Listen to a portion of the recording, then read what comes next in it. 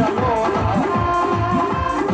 संग चलो ना जाए होवे, संग चलो ना जाए, संग चलो ना जाए होवे, संग चलो ना जाए,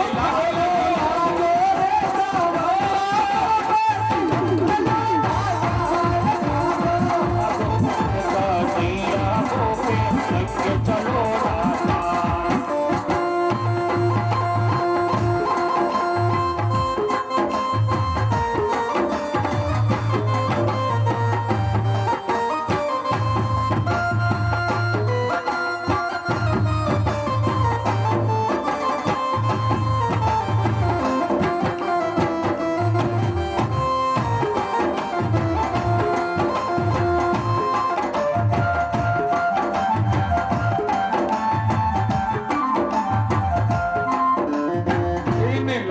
के नाथ धरा पर रास करे हैं भारी, हर तीन लोग धरा पर रास करे छे भारी, लोग के नाथ धरा पर रास करे हैं भारी, हर तीन लोग नाथ धरा पर रास करे छे भारी। ऐसे राधा कैसे चाले, ऐसे राधा कैसे चाले, राम मोहन बतलाएगा तोला तोले का नैया मेरे, चलो तोला तोले का नैया संग चलो ना जाए होवे, संग चलो ना जाए, चलो ना जाए होवे, संग चलो ना जाए, लागो लागो रे सावरिया मोरे, संग चलो ना जाए, लागो लागो रे सावरिया मोरे, संग चलो ना जाए। बोल भक्त वत्सल भगवान की जय। राधा जी ने कही मुझसे अब चला नहीं जाता सामरे, अब कैसे लेके चलोगे? भगवान ने कही तो देखो राधा, अब इस जंगल में रात्रि का तो समय है, कोई देख ना ले तो हम चलेंगे।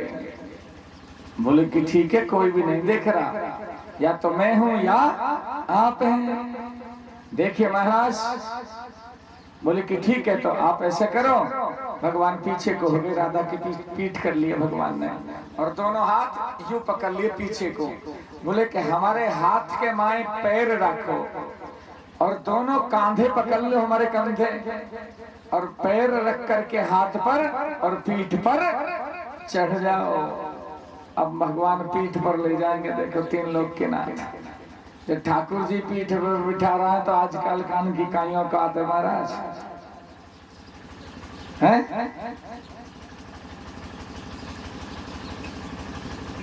लेकिन वो ब्रह्म है, ये सोच लेना, वो ब्रह्म है। लोग कहते हैं हम शराब पी रहे हैं, कोई बुरा नहीं कर रहे, देखता ने भी पी है, और भोलेनाथ भांग ना पीवा का, हम पी रहे हैं तो कोई बुरा थोड़ी कर रहे हैं। अरे राम राम, अरे वो तीन लोग के नाथ हैं। भोलेनाथ ने अगर चुटकी भर भी कोई का काम किया तो तुम उससे 10 गुना कम कर दो, हम तो जब जाने। यानी संसार जो है सार को समझते हुए भी असार की ओर चला जाता है।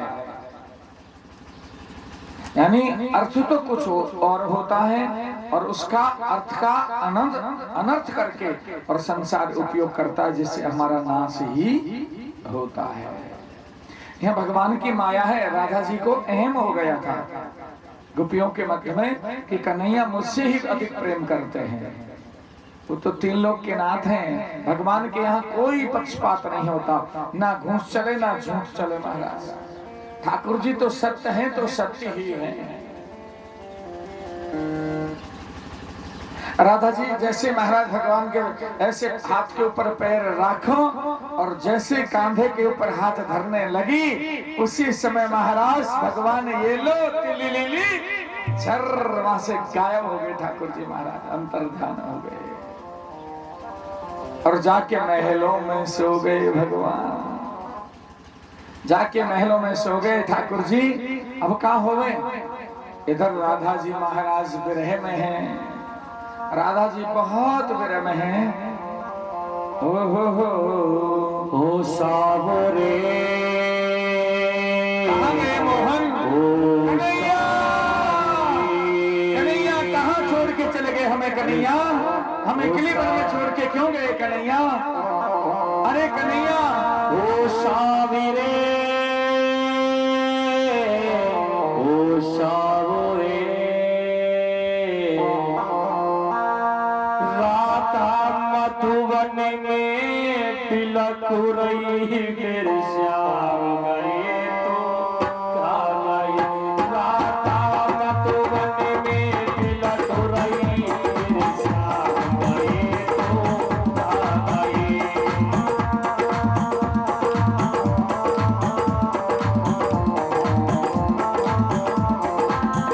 मेरे श्याम गए तो कहाँ गए, मेरे श्याम गए तो कहाँ गए, मेरे श्याम गए तो कहाँ गए, घनश्याम गए तो कहाँ गए। राधा मधुवन में तिलक रही मेरे श्याम गए तो कहाँ गए, राधा मधुवन में तिलक रही मेरे श्याम गए तो कहाँ गए।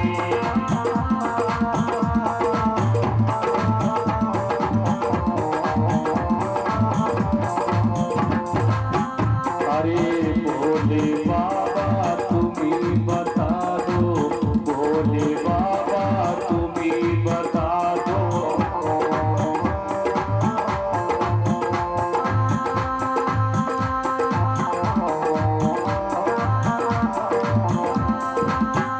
अरे भोले बाबा तुम्ही बता दो, भोले बाबा तुम्ही बता दो।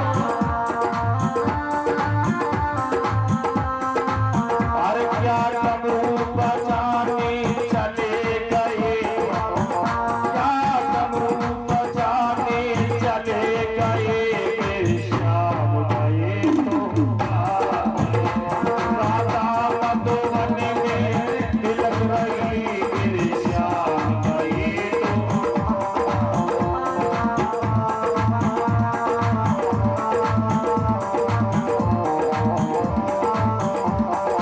कन्हैया। हे प्रभु, मुझसे ऐसी कौन सी भूल हो गई प्रभु, जो आप मुझे इस वन में ला करके और अकेले छोड़ के चले गए। प्रभु अब मैं राह नहीं जानती हूँ, ना तो अपने घर का रास्ता जानती, ना तुम्हारे घर का रास्ता जानती हूँ प्रभु, और ना मैं महाराज की भूमि का रास्ता जानू, जो वापस महाराज भूमि में जाकर के सखियों से मिलूं प्रभु। प्रभु मेरी लाज को बचा लो प्रभु, आ जाओ प्रभु, मुझे क्षमा कर दो प्रभु, मुझे क्षमा कर दो प्रभु, मुझे क्षमा कर दो। मुझसे अहम हो गया, आपकी भक्ति के मार्ग में मैंने अहम को धारण कर लिया प्रभु। मैं भूल गई प्रभु, मैं भूल गई प्रभु, मैं भूल गई। अरे ब्रह्मा जी अब तुम्हें बता दो, ब्रह्मा जी अब तुम्हें बता दो।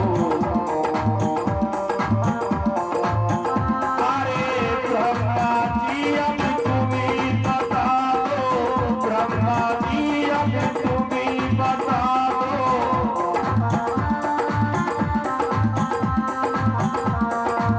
हर क्या वेद बाचने चले गए, क्या वेद बाचने चले गए, मेरे श्याम गए तो कहाँ गए, मेरे श्याम गए तो कहाँ गए।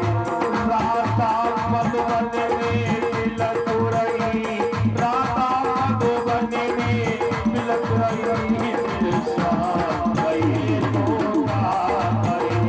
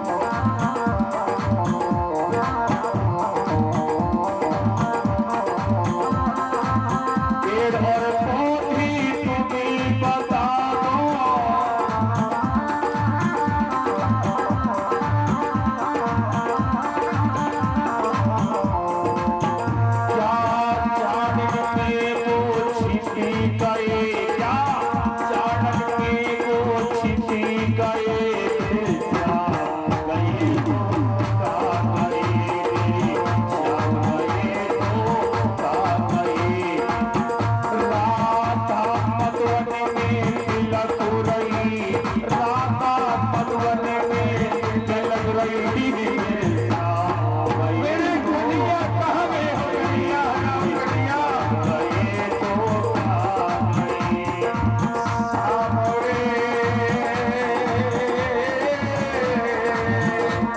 ओ शाम रे शाम रे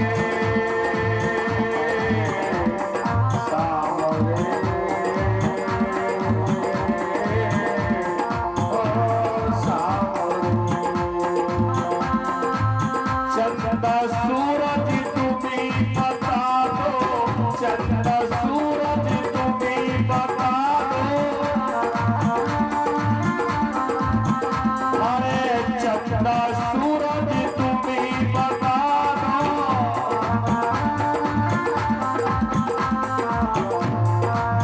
अरे क्या तारों में वो छिपी गए, क्या तारों में वो समा गए,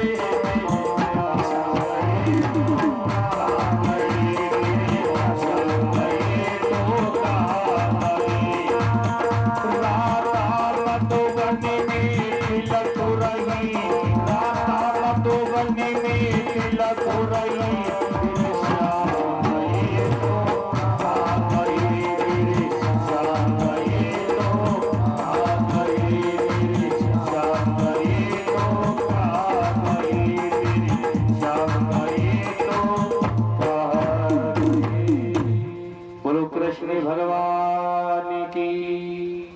राधा जी बहुत दुखी हो गए। जिस प्रियतम के लिए राधा जी ने सब कुछ त्याग दिया, आज वही प्रीतम राधा जी को साथ लिए और बेहद वन में अकेले छोड़ करके वो चले गए। बहुत पश्चाताप किया है राधा जी ने, बहुत करुण पुकार की है राधा जी ने।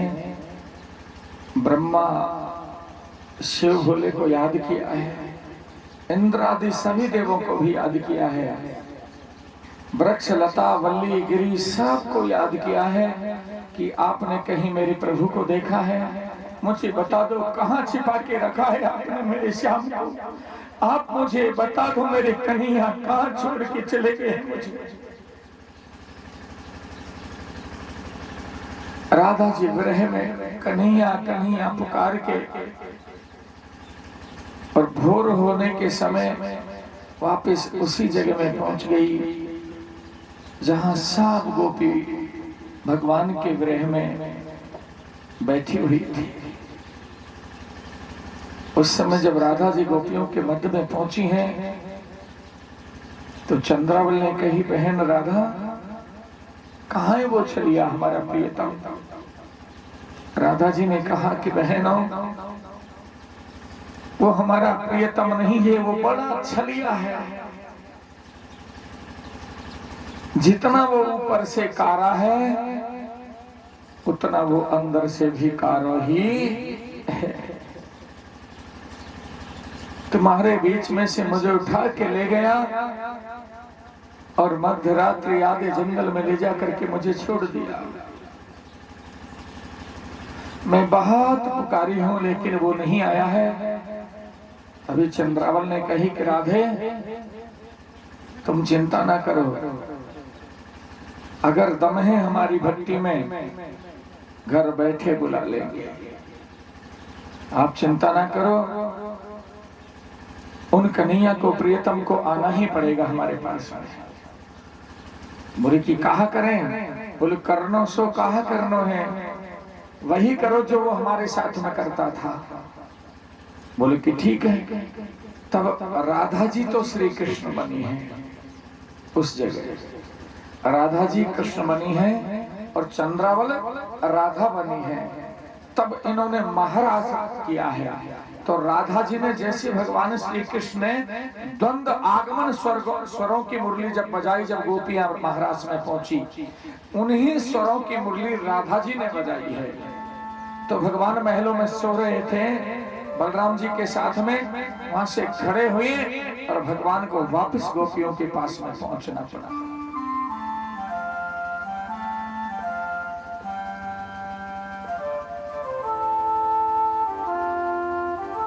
जब भगवान गए तो चंद्रावल को राधा समझ बैठे भगवान, इसलिए चंद्रावल से भगवान को अधिक प्रेम हो गया था।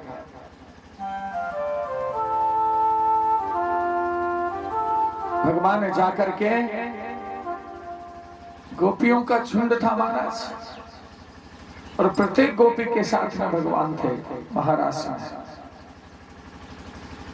प्रभु ने इस लीला के दर्शन किए। जब राधा जी से पुनः मिले भगवान, तो राधा जी ने कही, प्रभु मेरे साथ में आपने ऐसा क्यों किया है? तब भगवान ने कही कि राधे, मैं किसी एक भक्त का नहीं हूं। मैं तुम्हारा प्रियतम हो सकता हूं, प्रिय हो सकता हूं, लेकिन इसका मतलब यह नहीं कि मेरे और भक्त मेरे दुश्मन हो। वो भी मुझे इतने ही प्रिय है। हाँ, आप मेरी आद्य शक्ति हैं। आपके बिना मैं अधूरा और मेरे बिना आप अधूरे हैं। यही संसार का नियम है। परंतु आपने तनिक नहीं सोचा मेरे बारे में। महाराज का पूर्ण योग चंद्रमा की चांदनी का था, और जिसमें आपने मेरे साथ योग को धारण कर लिया, और फिर आप मेरे ऊपर कैसे बैठ सकती हो राधा? मैं भी वही शक्ति का मूल हूँ और तुम भी उसी शक्ति के मूल हैं, और दोनों एक दूसरे के पूरक हैं। फिर तीनों लोग का कार्य कैसे संपन्न हो सकता है हमारे बिना? बोले कि ठीक है प्रभु, मैं जान गई, मेरे अहम को दूर करने के लिए आपने ये लीला की है। गोपियां सब बैठ गई हैं उस महाराज में, और भगवान ने उस समय गोपियों का जो योग था उसे याद करवाया। कहा कि गोपियों, मैं वही ब्रह्म हूँ, मैं वही ब्रह्म हूँ जिसने कामदेव को नष्ट किया था, भस्म किया था। भगवान शिव के ऊपर कोप किया था कामदेव ने, तो भगवान विष्णु ने रक्षा की थी, जिसके प्रभाव से हे देवियों, आपके रूप में काम इस द्वापर में आया है। क्यों प्रभु? बोले मुझसे युद्ध करने के लिए आया है। उस समय काम ने मुझसे कहा था कि प्रभु आपने मुझे अंतर्योग से नष्ट कर दिया, प्रभु मैं तो आपसे युद्ध करता। भगवान शिव को तो बस में नहीं था, आपने मुझे जीत लिया प्रभु, लेकिन अभी मेरे मन का जो प्रगाढ़ है युद्ध का, वो अधूरा है। आपने छल किया है मेरे साथ।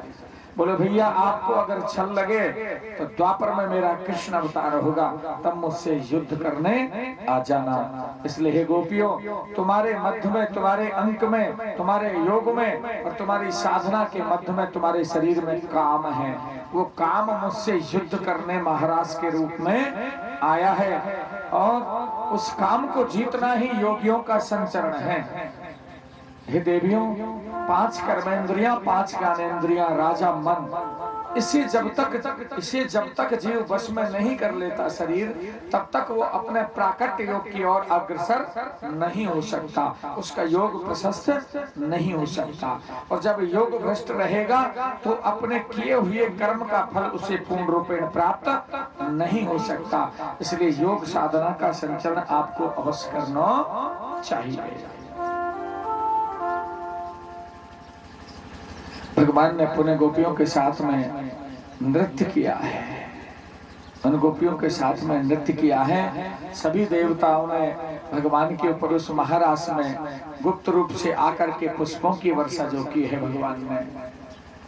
भक्तों, भोलेनाथ भगवान वहां पकड़ में आए हैं, तो आज भी वृंदावन की भूमि में गोपेश्वर महादेव का पुनर्योग विग्रह वहां पधरा हुआ है उस वन में। तभी से भगवान भोलेनाथ का गोपेश्वर महादेव नाम हो गया है। ये महाराज का वृतांत आपको सुनाया है।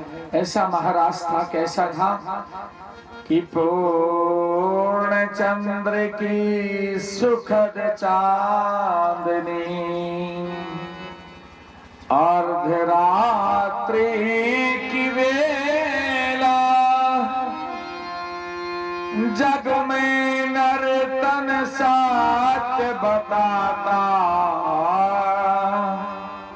रास चला अलबेला।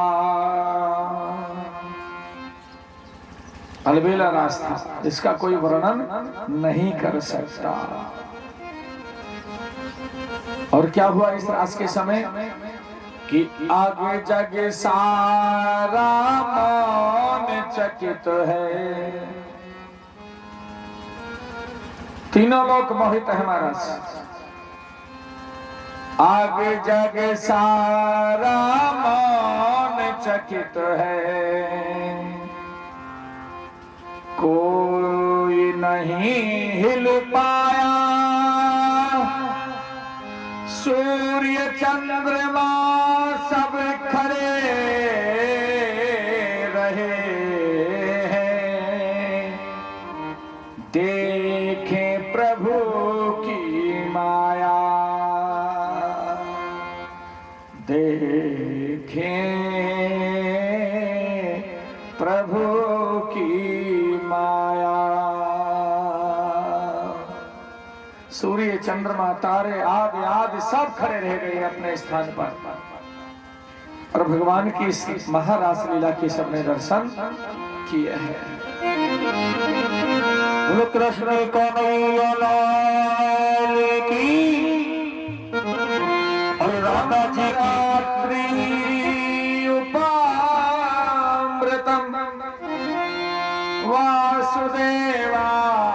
वासुदेवानुमोदिता एकदा देव यात्रायां गोपाल जात कौतुका। जो भगवान ने महाराज के ज्ञान का कौतुक, जो संसार को जो ज्ञान दिया, उस ज्ञान को सभी देवता और देवियों ने ग्रहण किया है। वृक्ष, लता, वल्ली, गिरी आदि तीन लोकों में जो भी प्राणी हैं, चार प्रकार की सृष्टि में सब उस महाराज के दर्शन करके स्तब्ध है महाराज। और क्या हुआ? अरे राधा जी की पायल बाजे कानोड़ा की मुरली, ये महाराज है। और राधा जी की पायल बाजे कानोड़ा की मुरली। वो राधा आई रास्ते को तारे गुना पर वो नाची नाची रे कूतिया तो बने नाची नाची रे कूतिया तो नाची नाची रे कूतिया नाची नाची रे कूतिया। राधा जी की पायल बाजे कानोड़ा की मुरली, राधा जी की पायल बाजे कानोड़ा की मुरली। राधा आई रास्ते को तारे गुना पर नाची नाची नाची रे कूतिया तो बने नाची रे कूतिया तो बने। ओ जी मत बदलो राधा मत बदले राधा मत बदले राधा मत बदले। ओ जी मत बदलो राधा मत बदले राधा मत बदले। ओ नाची नाची रे नाची रे कूतिया तो बने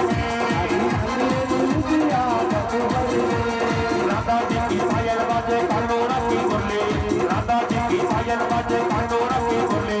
राधा आई रास्ते को तारे गुना पर नाची नाची रे नाची रे कूतिया तो बने नाची रे कूतिया तो बने।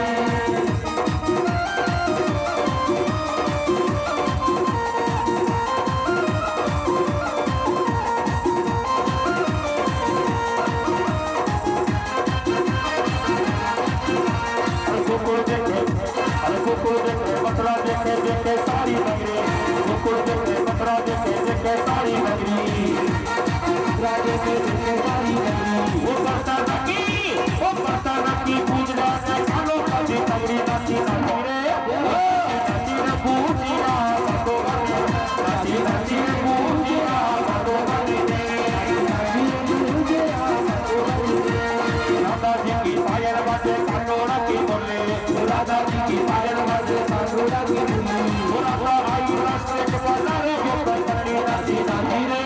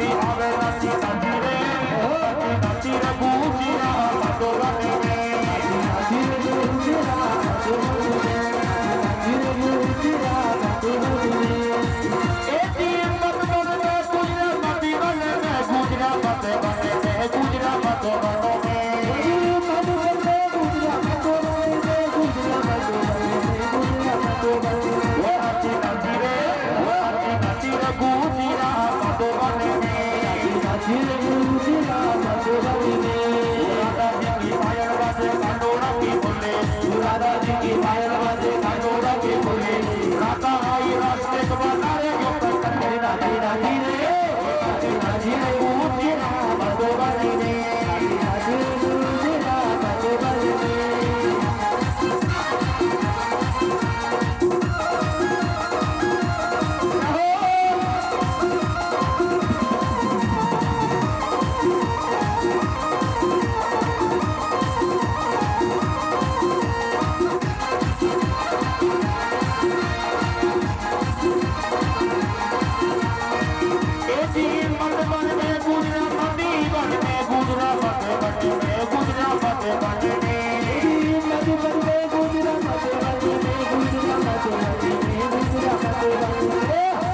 बताया है कि कोई पागल है धन दौलत का, कोई पागल बेटे नारी का, और सच्चा पागल वही है जो पागल है सिर्फ आके बिहारी का।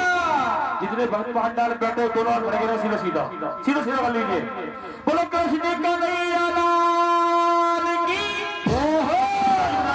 अरे नाची नाची रे गुजीरा मधुबन नाची नाची रे गुजीरा मधुबन नाची नाची रे गुजीरा मधुबन।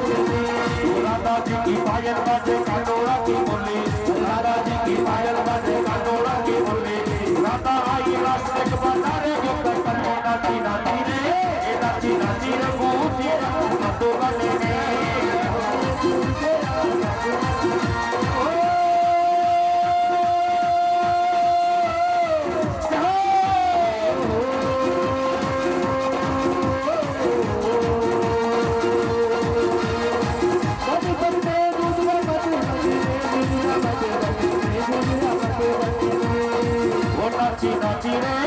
नाची नाची रे गुजीरा मधुबन नाची नाची रे गुजीरा मधुबन में।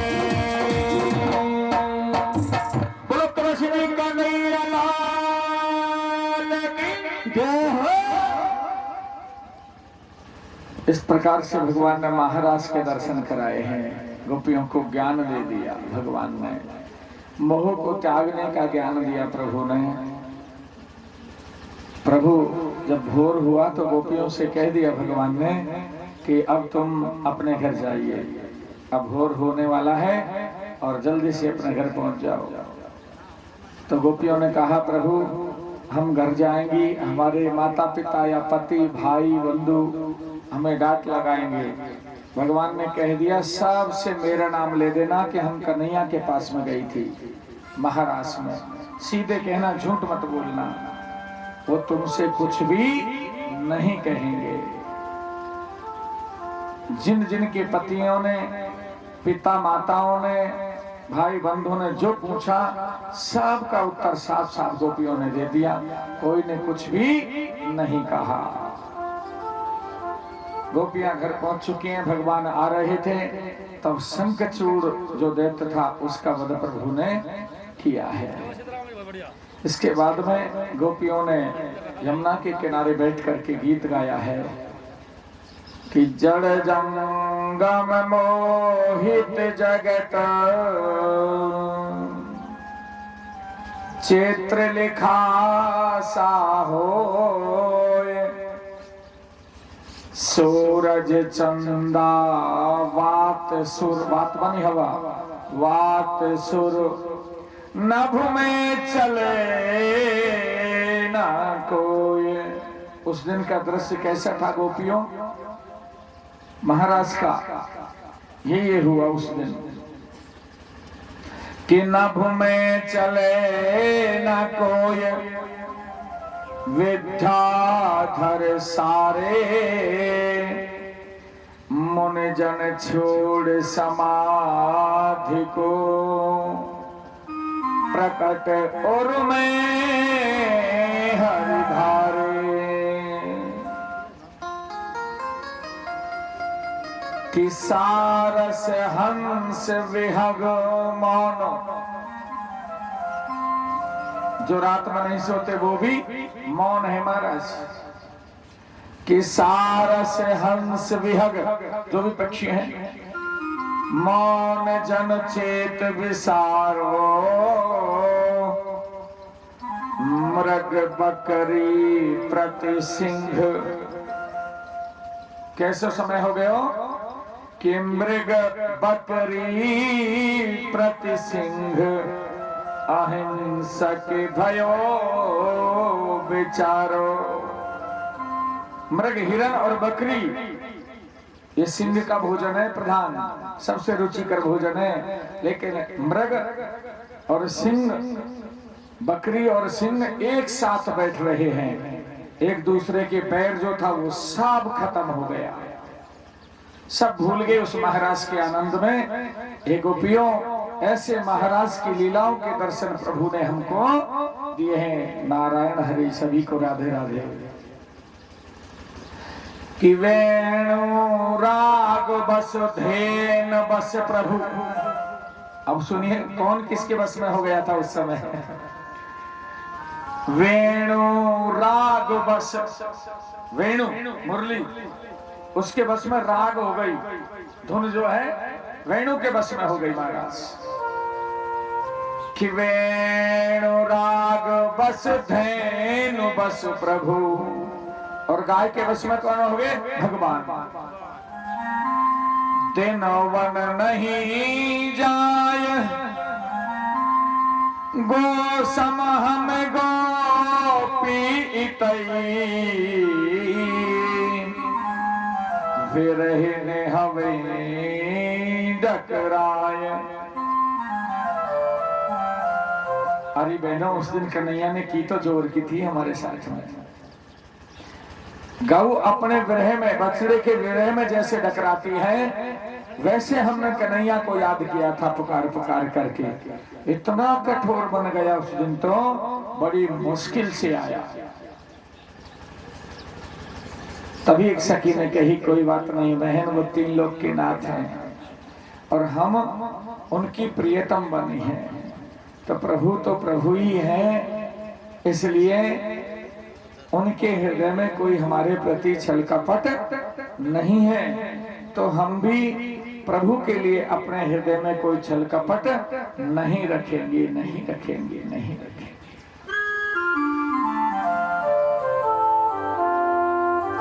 इसके बाद में प्रभु ने श्री कृष्ण और बलराम जी गोपों के साथ में गैया चराने गए हुए थे, तब अरिष्टा को जो दैत्य है उसका वध किया है। एक दिन फिर भगवान गाय चराने गए तो केसी और व्योमासुर जो 2 दैत्य हैं, घोड़े का रूप बना के आया, बलराम जी ने हनन किया। व्योमासुर का हनन भगवान श्री कृष्ण ने किया है, और गोपों को पूर्ण रूपेण जो वन में दैत्य थे सबसे विहीन कर दिया है, अर्थात गोप अब आराम से रह सकते हैं। जितने दैत्य उस पापी के पास में थे, मित्र रिश्तेदार सबको भेज दिया, सबको भेजा है, लेकिन ठाकुर जी 3 लोक के नाथ किसी के भी बस में नहीं थे। भगवान 3 लोक के स्वामी है महाराज।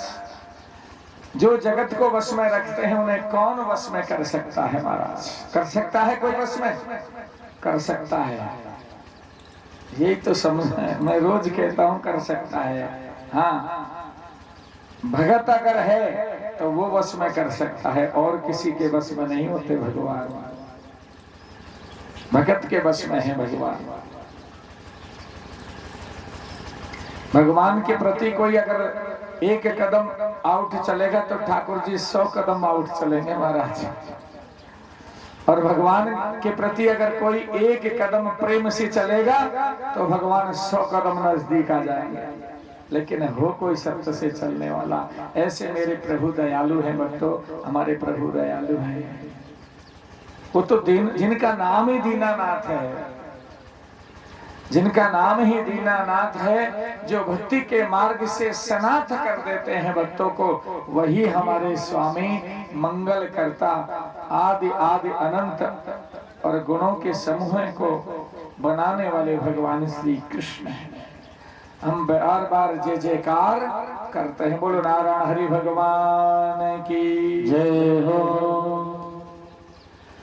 इसके बाद जब सब दैत्य नष्ट होने के कगार पहुंच चुके हैं, तब आज मथुरा के राजमहल में मथुरा नरेश जो कंस हैं, उन्होंने आज राजसभा में एक सभा बुलाई है। सभा बुलाई है सो भक्तों, सभी के मन को हर्षित करने वाली वो सभा है। कैसे? सभा में आने का जो प्रारूप था सब अपने अपने स्थान पर बैठ चुके हैं। मथुरा नरेश कहने लगे कि हे मंत्री गणों,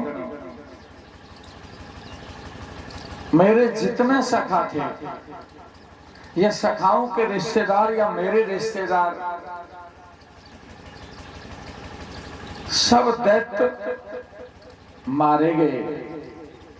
इतना बलवान वो नंद महर का पुत्र है, पता पूरा लग चुका है, पूरा पता लग चुका है कि नंद घर दो बालक हैं, उनमें से ही कोई एक मेरा हनन करता है, उनमें से ही मेरा कोई एक हनन करता है, हनन करता।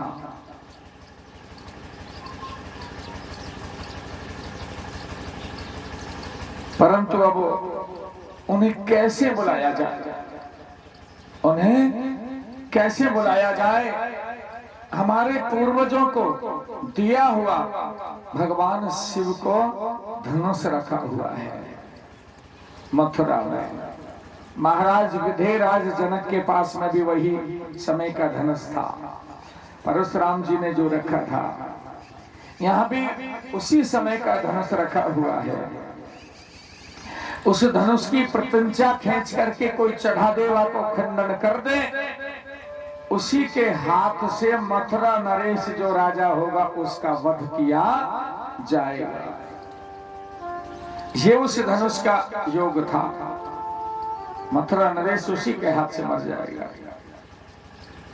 तो मथुरा नरेश को महाराज गर्गाचार्य मुनि के पास में गए, उन्होंने ये वृत्तांत बता दिया। अगर तुम्हें विश्वास नहीं है और यह विश्वास है कि नंद की लाला ही मेरे रहता है, तो भैया तुम्हारे पूर्वजों का तुम्हारे राजमहल में एक धनुष रखा है भगवान शिव का, उसका खंडन जो करेगा उसी के हाथ से मथुरा नरेश जो राजा होगा उस समय उसका वध हो जाएगा। ये परीक्षा हो जाए तो देख लो राजन। गुरु जी की बात बैठ गई। महाराज आए और महाराज युद्धशाला का निर्माण करवा दिया। उसके दरवाजे पर वो धनुष रख दिया अपने पूर्वजों का। बोले कि अब कृष्ण और बलराम को मथुरा कैसे बुलाया जाए?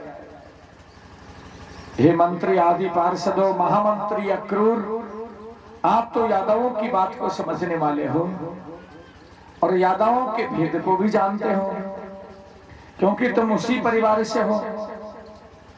तो सब मंत्री अपनी मंत्रणा के योग में हमें उत्तर दें कि कैसे कृष्ण और बलराम को मथुरा बुलाया जाए। अब महाराज अक्रूर जी तो क्यों कहेंगे? अक्रूर जी तो नहीं कह सकते, क्योंकि उनका परिवार का मामला है और यहाँ नौकरी का मामला है, तो अक्रूर जी नहीं कह सकते। अक्रूर जी ने कही कि महाराज मेरा तो सबसे पीछे नंबर आएगा, क्योंकि महामंत्री जो थे ना, इसलिए पहले आप अन्यत्र जनों से पूछ लिया जाए। बोले कि मैंने सबके लिए बोला है, बताइए सभासदों। सबने मन बनाया कि भगवान ऐसा है, वही धनुष यज्ञ आरंभ किया जाए। उसी धनुष को देखने के लिए कृष्ण और बलराम को बुलाया जाए, धनुष यज्ञ करें। जो भी उस धनुष का खंडन करेगा समझ लेना उसी के हाथ से आपकी मृत्यु होगी।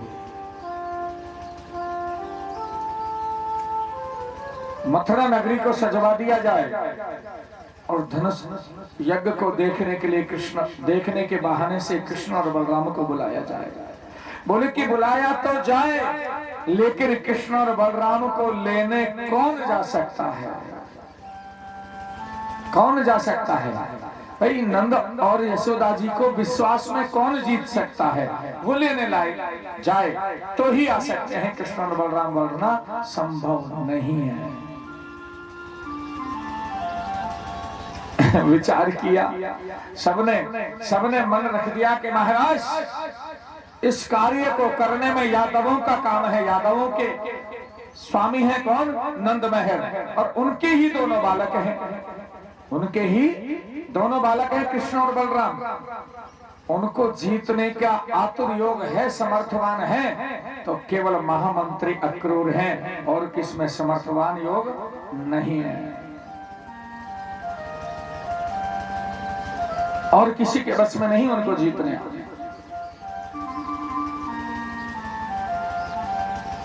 मथुरा नरेश कहने लगे कि महामंत्री अक्रूर, कहो आपकी क्या सलाह है इसमें? बोले कि महाराज मेरी कोई सलाह नहीं है इसमें। भैया नंद जो है कदापि मेरे साथ में अपने पुत्रों को नहीं भेजेंगे, मुझे पता है। बोले कि क्यों नहीं भेजेंगे? बोले कि महाराज उन्होंने बुढ़ापे में अपने लालाओं को पायो है, और कृष्ण और बलराम से वो अति प्रेम रखते हैं, नहीं भेजेंगे।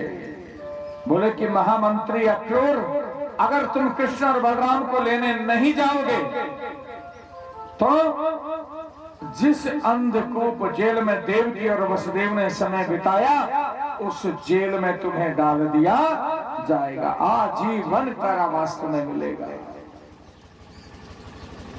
अक्रूर जी ने कही कि यही तो मैं चाहता था, मैं भी तो यही चाहता हूं कि आप बल और प्रभाव के सहित मुझसे कहें कि लेने जा, तो मैं जाने को तैयार हूं। क्यों? अक्रूर जी तो चाहते हैं कि इस पापी का कब नाश हो, और मेरे भैया जो है नंद, उन्होंने दोनों बालकों की बाल लीलाओं के दर्शन कर लिए, लेकिन मैंने अभी तक बधाई तो देना दूर, महाराज वहां जाने के लिए हवा को भी नहीं नौता दिया, तो मैं भी उनके दर्शन करना चाहता हूं। भक्तों, अक्रूर जी ने कहा कि महाराज मैं जाने के लिए तैयार हूं। बोले कि जाइए, आपका रथ राजमहलों के बाहर खड़ा है। तैयारी थी महाराज पूरी, अक्रूर जी का रथ तैयार है। अक्रूर जी रथ में जाके बैठे, सारथी ने कहा चले महाराज। अक्रूर जी ने कही कि नहीं, हम बिना सारथी के स्वयं रथ चला करके ले जाएंगे, वहां सारथी की जरूरत नहीं है, हम स्वयं सारथी बनेंगे। भक्तों, अक्रूर जी रथ में आरूढ़ हुए, स्वयं सारथी बने हैं, और आज मथुरा के महलों से बाहर जा रहे हैं। कहां जा रहे हैं? प्रभु की शरण में जा रहा है। आज भक्त प्रभु की शरण में जा रहा है। अक्रूर जी भगवान श्री कृष्ण के लीलाओं के समाचार सुनते थे गुप्तचरों से, तो इकले महल में जाकर के रात्रि विश्राम के समय रोया करते थे महाराज कि प्रभु मुझे कब दर्शन होंगे, प्रभु आपके मुझे कब दर्शन होंगे। भक्तों, आज प्रभु जो है अपने भक्त का हित चाहते हैं, उसे बुला लिया भगवान ने अपने शरण। अक्रूर जी रथ लेके गए, रास्ते में यमुना मिली महाराज। यमुना जी के दर्शन किए, प्रणाम किया, और बंसी वट पर भगवान अक्रूर जो है वो रुके हैं। जहां यमुना की बालू में सबसे छोटे जो पद के चिन्ह हैं, पैरों के जो सबसे छोटे पैरों के चिन्ह हैं, वो भगवान श्री कृष्ण के हैं महाराज। अक्रूर जी रथ से उतरे, यमुना जी को प्रणाम किया, और उस बालू को उठाया, छोटे छोटे पैरों से बालू को लिया, और महाराज बालू से स्नान किया है। अक्रूर जी ने भगवान की चरण रज को अपने स्नान किया है। अक्रूर जी लेट गए महाराज, उस बालू में लेट गए हैं, लोड लगा दी महाराज। अक्रूर जी ने, प्रभु आपके चरणों की रज जिसे मिल जाए उसका जीवन तो धन्य हो जाए प्रभु, धन्य हो जाए प्रभु। आज मेरा जीवन सफल हो रहा है प्रभु। आज जन्म जन्म कोटि कोटि जन्मों का मेरा भाग्य आज उदय हो गया है प्रभु, आज उदय हो गया है। भक्तों, अक्रूर ने अपनी भक्ति को जगाया और वापस रथ में बैठे हैं और नंद महल के सामने जाकर के अक्रूर जी ने रथ को रोक दिया। हे भक्तों, जैसे वहां रथ ले जाकर के रुके हैं अक्रूर, उसी समय मैया यशोदा और रोहिणी जी महलों से बाहर निकली हैं। दरवाजे पर जैसे पहुंची, देखा अक्रूर हमारे देवर सा आए हैं। कहा कि खैर बंद रख रहा है किधर यार, कोई इश्यू है जी, बंद खैर को करे विषय गाय बंद कर दे, गाय एकदम खराब हो जाएगा, ये हो जाएगा, ये ताजा टोपे का है। ये दोनों देवी महल से निकली हैं, अक्रूर जी को बड़े प्रेम के सहित बुलाया है, आओ खातिर की है, बिठाया। अपने परिचारक जो सेवक थे महलों में, उसे नंद जी के पास में भेजा है। नंद जी यमुना के किनारे भजन कर रहे थे, सायंकाल का समय था। नंद जी को जैसे ही पता चला है कि भैया अक्रूर आज हमारे घर पधारे हैं, तो नंद जी जिस अवस्था में थे ना, उसी अवस्था में दौड़ पड़े हैं महाराज और घर पहुंच गए। घर पहुंचे, अक्रूर जी जैसे अक्रूर को देखा कि भैया भैया नंद, भैया अक्रूर, दोनों भाई एक दूसरे की ओर दौड़ पड़े हैं और दोनों भाइयों ने भुजाओं में भुजा पसार करके दोनों मिले हैं महाराज। कहा कि भैया अक्रूर, कैसे हो भैया, बड़े दिनों में आए हो, कि आपको हमारी याद नहीं आती? नंद भैया, आपकी बहुत याद आती है नंद भैया, भावश आप सभी की मुझे बहुत याद आती है, परंतु ये बताओ मेरा लाडला कन्हैया कहाँ है? आपके बालक कृष्ण और बलराम कहाँ है भैया, बताओ ना जल्दी से। नंद जी ने कहा कि महर यशोदा, कन्हैया कहाँ है? बोले कि प्रभु अभी आते होंगे कन्हैया। कन्हैया, बलराम, ग्वाल बाल सब आने का समय हो गया है, गैयाओं के लेके आ रहे होंगे। तब तक भगवान पहुंच गए। भगवान जैसे पहुंचे, मैया के पास में जाते थे, आते ही गाय का खड़ग खुल जाता और महाराज गैया अपने खड़ग में जाती और भगवान स्वयं अपने लठ पटंगे सब बाहर डाल के और सबसे पहले मैयाओं के पास में जाते श्री कृष्ण। हे भक्तों, भगवान जैसे मैया के पास में पहुंचे, मैया को प्रणाम किया, तब मैया सुंदर भोजन बना रही थी। तो भगवान ने कही कि मैया आज कौन से इंद्र की पूजा करने जा रही हो, बताओ आज कैसे भोजन बन रहा है सुंदर।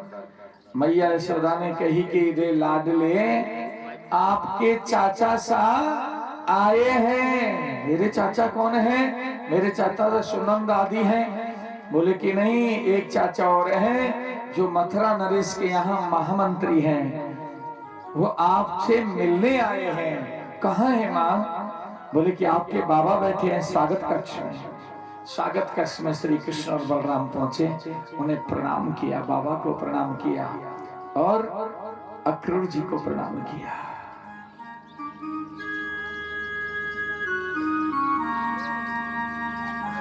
सब बातें हुई हैं प्रेम की। अभी आने का कारण नहीं पूछा है। मैंने कल कहा था कथा में कि आते ही किसी से कारण नहीं पूछा जाता है। राजी खुशी वार्तालाप हुआ है, सायंकाल का भोजन प्रसादी हुआ है और सब सो गए महाराज। सब सो गए, सब सो गए हैं। कक्ष में केवल नंद जी हैं और महाराज अक्रूर जी हैं। तब नंद जी ने कहा कि अब बताओ भैया अक्रूर, आधी रात्रि बीत चुकी है, महर यशोदा, रोहिणी और दोनों बालक सो चुके हैं। अब बताइए आपका कैसे आगमन हुआ है।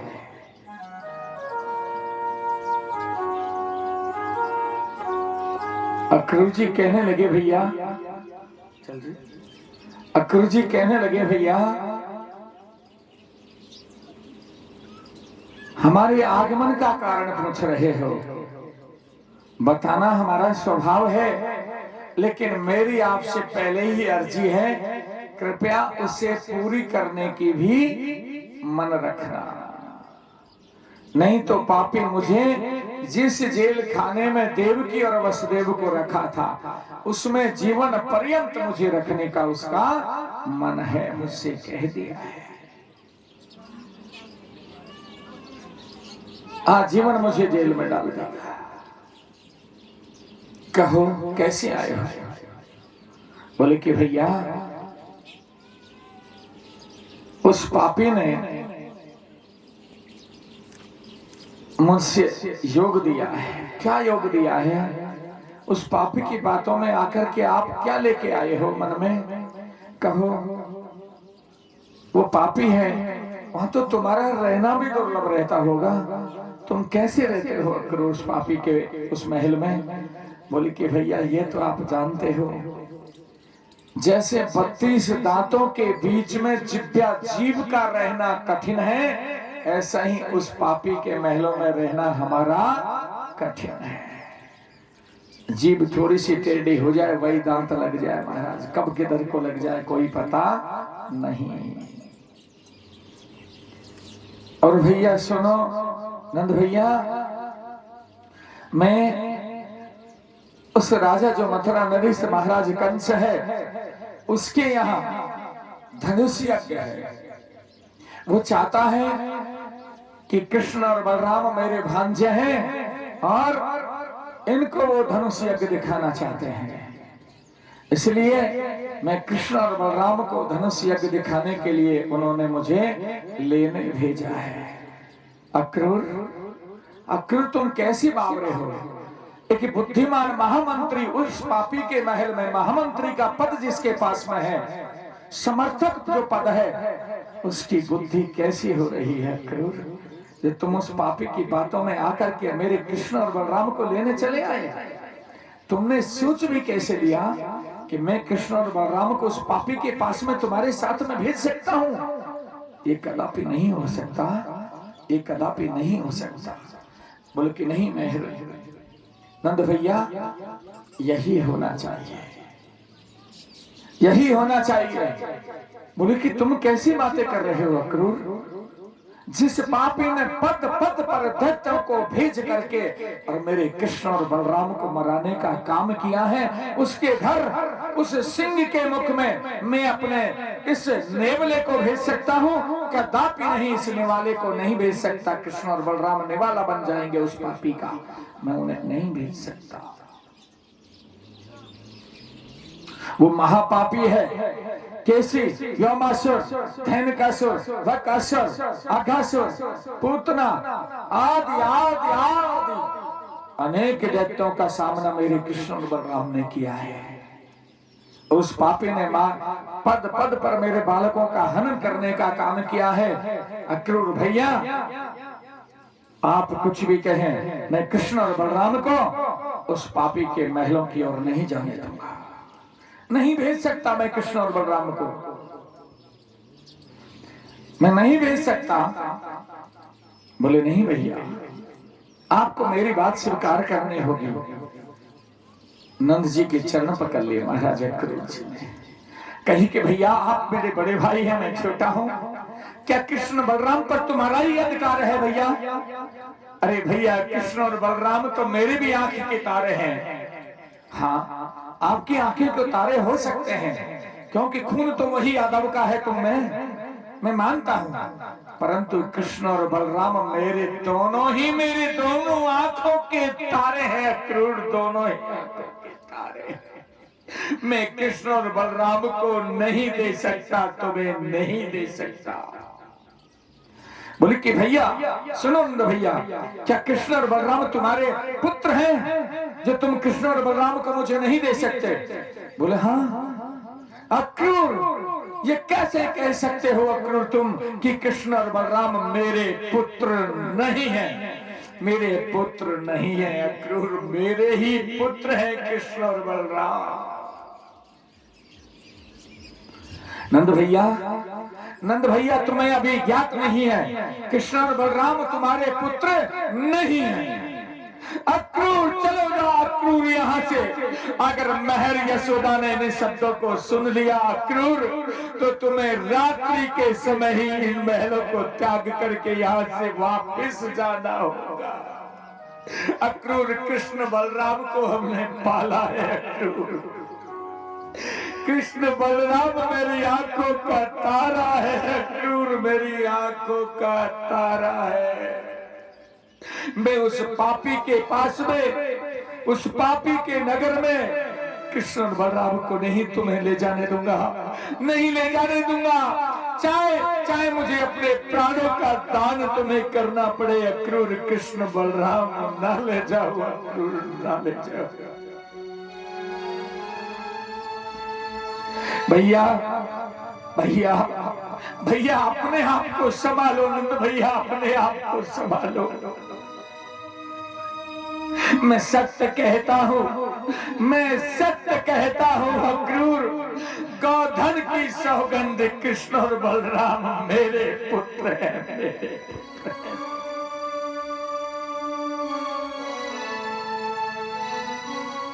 भैया मैं मानता हूं जन्म देने वाले से ज्यादा पालने वाले का अधिकार होता है।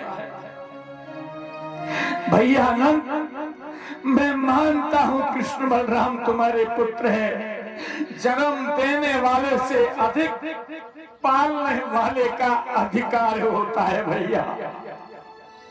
परंतु यही सत्य है कि कृष्ण और बलराम तुम्हारे पुत्र नहीं है भैया, तुम्हारे पुत्र नहीं है।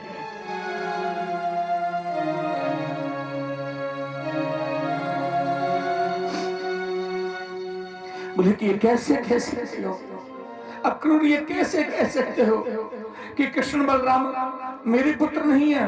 क्या यशोदा ने कन्हैया को जन्म नहीं दिया? अरे एक मित्र का पुत्र है सो मेरा ही तो पुत्र है। अगर मित्र सच्चे हृदय का है तो हूँ मैं ही तो हूँ, मैंने ही कृष्ण और बलराम को पाला है। बोले भैया सही कह रहे हो, यही सत्य है। परंतु कन्हैया का जन्म और बलराम का जन्म कैसे हुआ आपको ज्ञात है? बोलो नहीं। क्या आपने यशोदा के अंक से कन्हैया का उत्पन्न योग देखा है? बोले नहीं देखा। तो सुनो नंद भैया, जिस समय देवकी का विवाह किया जा रहा था, विवाह संपन्न का मार्ग हो चुका और मथुरा नरेश कंस उग्रसेन महाराज के बड़े सुख उस समय सारथी बन करके भैया देवकी और वसुदेव को गुजरात भनोत जिला जिनकी राजधानी है वहां ले जाकर के स्वयं सारथी बन करके पहुंचाने जा रहे थे। उसी समय आकाशवाणी हुई थी कि हे कंस, जिस देवकी बहन को तू बड़े प्यार के सहित विदा करने जा रहा है, उसी देवकी के गर्भ से 8वां पुत्र तेरा काल होगा। आकाशवाणी ने कहा। उसी समय सब प्रतिज्ञ महाराज गुजरात नरेश वसुदेव जी ने कंस जब देवकी को मारने लगा तो प्रतिज्ञा की थी कि मैं एक एक पुत्र को महाराज कंस तुमको सौंप दूंगा भैया, लेकिन मैं देवकी का हनन नहीं होने दूंगा, नहीं होने दूंगा। समय आया, जेल से एक एक पुत्र को लेकर के 6 पुत्रों तक सौंप दिया है। सबका हनन उस पापी ने किया है। मेरी आंखों के सामने उस पापी ने उनका हनन किया। भैया मैं स्वयं गवाह हूं। परंतु उसके बाद में चतुर योग से और भगवान जेलों में दर्शन दिए। देवकी और वसुदेव को भगवान स्वयं पधारे चतुर्भुज रूप धारण करके और कहा कि मैं देवकी का सप्तम गर्भ खींच करके रोहिणी उस समय महाराज वसुदेव से मिलने के लिए जेल में गई थी महाराज, क्योंकि कंस जो है मथुरा नरेश वो देवकी और रोहिणी से सब बहनों में अधिक प्रेम करता था, इसलिए रोहिणी को मिलने से नहीं रोक सका। रोहिणी जिस समय गई भगवान कह के गए थे सप्तम गर्भ के समय कि मैं अपनी योग माया से खींच करके देवकी का गर्भ और रोहिणी के उदर में प्रवेश कर दूंगा, और मथुरा नरेश के नगर में हल्ला होगा कि देवकी का मथुरा नरेश के भय के कारण गर्भपात हो गया है, गर्भ गिर गया है। वही सप्तम गर्भ देवकी का रोहिणी के गर्भ से बलराम रूप में उत्पन्न हुआ। भैया क्या ये भी तुम्हारे योग को नहीं सिद्ध करता है? तो सुनो भैया, इसके बाद में अष्टम पुत्र के रूप में श्री कृष्ण स्वयं पधारे हैं बालक रूप से। देवकी इस समय सोई हुई थी, वसुदेव महाराज की नींदें खुली, योग माया ब्रह्म पहले ही कह के चले गए कि आपके घर भावज यशोदा के पास में भगवान की योग माया का अवतार हुआ था। भावज को पता भी नहीं है। हे भैया, भगवान पहले ही कह के गए थे, बेड़ियां खुल गई, पहरेदार सो गए थे, सूप मिला उसमें रख करके बालक को, और यमुना जी के पद प्रखाल के बाद उन्होंने भगवान को रास्ता दिया, और रात्रि के चौथे चरण में आकर के तुम्हारे घर में वसुदेव जी महाराज अपने मित्र के घर में जिस अपनी पत्नी रोहिणी को रखे हुए हैं उसी मित्र के घर में माँ यशोदा के पास में उस बालक को सुलाया और योग माया उस कन्या को वापस लेकर के कंस को सौंप दिया। जिस समय योग माया कंस के हाथ में थी और फटिक शिला पर देना चाहा, उसी समय कंस के सिर पर पैर से प्रहार करके अष्टभुजा रूप दुर्गा बन गई और कह गई कि मुझे क्या मारता है पापी, तुझे मारने वाला तो इस ब्रजमंडल में पैदा हो गया है। भैया वो कन्या तुम्हारे घर थी, वो दुर्गा का अवतार था, और कन्हैया जो है कृष्ण और बलराम, भैया ये तुम्हारे पुत्र नहीं है, ये पुत्र हैं तो देवकी और वसुदेव के पुत्र हैं भैया, इसलिए इन पर तुम्हारा कोई अधिकार नहीं है। अक्रूर, अक्रूर, अक्रूर तुम क्या कह रहे हो? अक्रूर चलो जा अक्रूर यहाँ से, महर यशोदा आ गई, इसी समय तुम्हें जाना होगा, निकल जा मेरे महलों से। आया मेरा भाई बनकर के, उस पापी के रग रग में उस पापी का खून दौड़ रहा है, उसका नमक तूने खाया है, वही आज उस पापी के घर मेरे बालकों का निवाला बनाने आया है। चलो जा अक्रूर यहाँ से, लौट जा। तब तक भैया माँ यशोदा की आंखें खुल गई, रोहिणी को जगाया, रोहिणी जी को, और जहां वार्तालाप हो रहा था उस जगह आ गई। कहा कि मेहरनंद, भैया अक्रूर आप दोनों क्यों झगड़े हो? भावस भैया से ही पूछ लीजिए। यशोदा जी ने कही, मेहरनंद कहा बात है, आप क्यों रोए हो? यशोदा, यशोदा मैं कैसे बताऊं तुम्हें, यशोदा कैसे बताऊं, बताना तो होगा। कहा कि यशोदा अक्रूर हमारे कृष्ण बलराम को लेने आए हैं अक्रूर, और कह रहे हैं कि कन्हैया और बलराम हमारे पुत्र नहीं है यशोदा।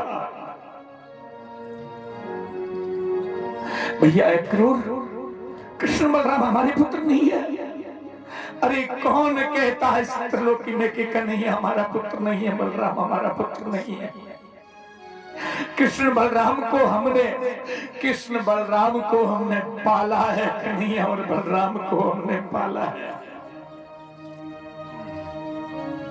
वो हमारे हृदय का प्राण है, वो दोनों हमारे हृदय के प्राण हैं। अगर तुम्हें हमारे प्राणों की जरूरत है तो हम अपनी गर्दन तुम्हें नौछावर कर सकती है, लेकिन अपने कन्हैया और बलराम को हम उस पापी के घर नहीं भेज सकते। आप लौट के चले जाओ, वापस चले जाओ। जाइए अक्रूर भैया, रथ को वापस लेके चले जाओ। बहुत समझाया, लेकिन भैया और नंद बाबा और यशोदा मैया नहीं समझ पाए। तब तक भोर हो गया, पूरी रात निकल रही है। उस समय श्री कृष्ण और बलराम की आंखें खुल गई और उसी जगह पहुंच गए। बाबा और मैया को जब रोते हुए देखा, अक्रूर जी को जब रोते हुए देखा, महारोहिणी की आंखों से आंसू निकलते हुए देखा, तो बलराम जी ने कही कि बाबा अब हम बड़े हो गए हैं, अब हम बड़े हो गए हैं, और जब मामा ने हमको बुलाया ही है तो आपको हमें भेजना होगा। नहीं नहीं पुत्र बलराम, ये कैसे कह सकते हो पुत्र? नहीं, कन्हैया कन्हैया बलराम को रोको ना पुत्र। बोले बाबा, बल भैया सत्य कह रहे हैं। अब हम मथुरा नरेश के महलों के दर्शन करने, उनसे मिलने जरूर जाएंगे बाबा, जरूर जाएंगे। बोले कि लाला, यशोदा जी कहने लगी, रे कन्हैया, कन्हैया और बलराम पुत्र, मेरे हाथ का माखन कौन खाएगा लाला? वो पापी है, उस पापी ने बड़े बड़े दैत्यों को तुम्हें मारने के लिए भेजा है। तब बलराम जी फिर बोल गए, महाराज तो बाबा और मैया ये बताओ, हम नहीं जाएंगे, कृष्ण और बलराम हम मथुरा नरेश के घर नहीं जाएंगे। चाचा हम नहीं जाएंगे, परंतु बाबा और मैया से ये पूछ लो, क्या ये इनके मुख से कह रहे हैं कि बड़े बड़े दैत्यों को उस पापी ने हमें मारने के लिए जब भेजा है, तो उन दैत्यों से हमारी रक्षा किसने की? क्या मैया आपने बचाया कन्हैया और बलराम को, आपके को? क्या बाबा आपने बचाया हमको उन पापियों से? बोले कि लाला नहीं बचाया। फिर बाबा और मैया आपको भय किस बात का है? अरे ये वही त्रिलोक के नाथ श्री कृष्ण है, ब्रह्म रूप आपके घर पधारे हैं, और मैं वही शेष अवतार हूँ। बाबा आपको कोई भय नहीं है, आपको कोई किसी प्रकार का भय नहीं है। जिन दैत्यों का हनन भगवान श्री कृष्ण और बलराम के योग को उत्पन्न करता है, वही आज आपके सामने पुत्र रूप से और आज्ञा मांग रहे हैं, मामा के घर जाने की आज्ञा दीजिए। नहीं लाल, मैं कैसे भेज सकती हूँ? अरे माखन का दोना, हम प्रातः जागती दोनों बहन, तब माखन का दोना तुम्हारे सिरहाने रख के आती, आप खड़े होके माखन खाते, और इन महलों में आपके किलकारी और सहयोग का योग अब किसके साथ में रहेगा? कन्हैया बलराम ना जाओ पुत्र, वो पापी है, महापापी है। तुम ना जाओ पुत्र, ना जाओ। बहुत प्रकार से समझाया है। जब जाने वाले दोनों ही तैयार हैं, तो अब रोकने वाला कौन होगा? भोर हुआ, प्रातः ही महाराज आज गोपियां भगवान से झुंड के झुंड, ब्रज की पूरे ब्रज की गोपियां भगवान से मिलने आई हैं। रथ पर प्रभु चढ़ने जा रहे हैं, बलराम जी और अक्रूर जी चढ़ गए हैं, और जैसे कन्हैया ने रथ को पकड़ा चढ़ने के लिए, मैया ने कन्हैया का पीतांबर पकड़ लिया। कहा, रे मेरे लाल कन्हैया, तू कैसे मुझे बुढ़ापे में छोड़ के जा रहे हो?